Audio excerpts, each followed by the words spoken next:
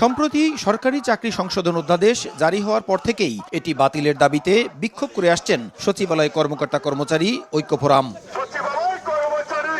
পূর্বনির্ধারিত কর্মসূচি অনুসারে রোববারও সচিবালয়ে বিক্ষোভ মিছিল করেন কর্মকর্তা কর্মচারীরা। ঈদের আগেই অধ্যাদেশ বাতিলের দাবি জানিয়ে ফোরামের কো চেয়ারম্যান নুরুল ইসলাম বলেন, দাবি না মানলে সারা দেশে কঠোর আন্দোলন গড়ে তোলা হবে।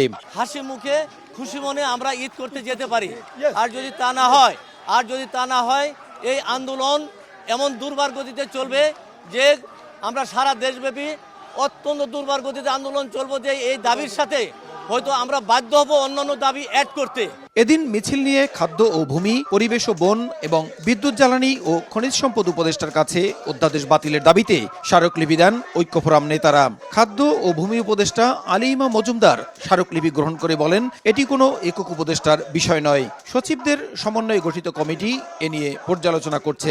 প্রাণ সসের মাখামাখি টেস্ট নুডলসকে করে তোলে আরো ইয়ামি, আরো জোস। প্রাণ সস, সসের বস। আপনাদের ব্যাপারটা সচিব কমিটি আমাদের ভূমি মন্ত্রণালয়ের সচিবকে দিয়ে একটা সচিবদের একটা কমিটি করেছে। তার সচিব আমাকে সম্পূর্ণ ইনফর্ম করেছে যে আপনাদের কি তাদের সুপারিশ কেটে গেছে। আপনারা আমার কাছে দিলেন। এখন অধ্যাদেশ করা বা করা এটা একক কোনো উপদেষ্টার ব্যাপার না, এটা উপদেষ্টা পরিষদের ব্যাপার। অধ্যাদেশটির কিছু ধারা অপপ্রয়োগের সুযোগ রয়েছে বলে মন্তব্য করেন বিদ্যুৎ জ্বালানি ও খনিজ সম্পদ উপদেষ্টা ফাউজুল কবির খান। বাতিল না করে অধ্যাদেশটি রেখেই কোথায় কিভাবে সংশোধন করা যায় সেটি বিবেচনায় নেওয়ার কথা বলেন তিনি।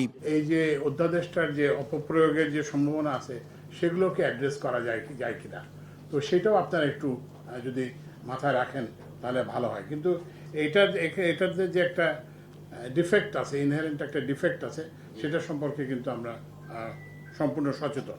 সচিবালয়ের আইন কানুন মেনে এবং কর্মপরিবেশ ঠিক রেখেই কর্মকর্তা কর্মচারীদের আন্দোলন কর্মসূচি পালনের পরামর্শ দেন উপদেষ্টারা।